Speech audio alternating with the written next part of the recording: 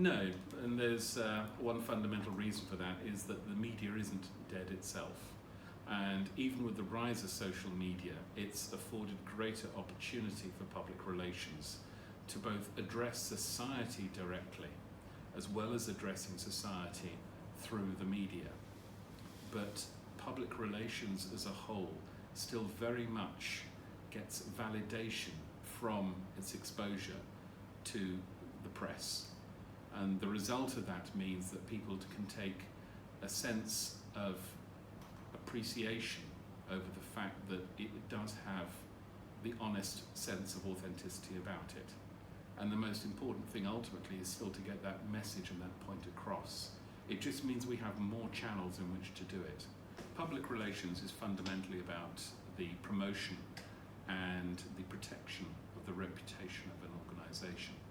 It's about ensuring that as an organisation or as an individual or as a business, the story about the organisation as it is properly promoted, explained and disseminated to the key target audience that the organisation wants to reach out to, whether it's not just the media but society as a whole through social media.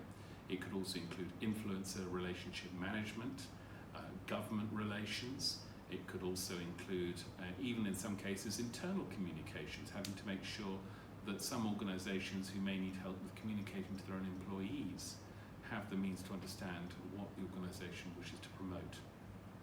Well, it's evolved very simply from the very first press release being a statement after the dreadful tragedy of the Pennsylvania Railroad Company to today with the evolution of a range of channels such as the social media, Facebook, YouTube, and a variety of others, too numerous to mention, as well as the fact that we still have traditional channels which are still very much in use, and even the fact that the skills of presentation, delivery of the key message, and the point of view expressing the reputation of an organisation still is fundamentally couched in the importance of reputation management, and public relations is the key pillar towards achieving that.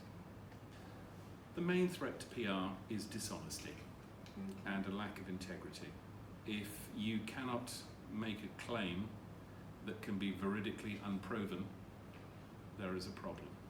You have to be able to be open to comment, to discussion, and you have to be always transparent at every single turn. If you continue to make claims that are unjustified, without proof, without any form of credible foundation for delivery, then people don't believe you. I can think of at least one person currently who's making claims without any such proof whatsoever, and it has harmed that particular individual in terms of their credibility. As a result, if this continues to happen, then you're going to see a weakening of particular individuals and organisations that try to make such claims without proof and without integrity, honesty and credibility. So really, the threat to PR is more from the individuals and basically will be far worse for them than for the industry as a whole. The most important thing is be transparent and honest. You can't make overinflated claims which leads you to being unable to deliver on them. And you should never ever overservice your account. Too many people try to spend more time than they're actually earning by doing additional working hours for their client, who will then end up expecting those additional hours in the future. And it is very important to take into account the fact, especially in this day and age, that yes, it's important to keep business, but at the same time it's also important to ensure that your business remains financially sustainable. If it is not financially sustainable, it will fail.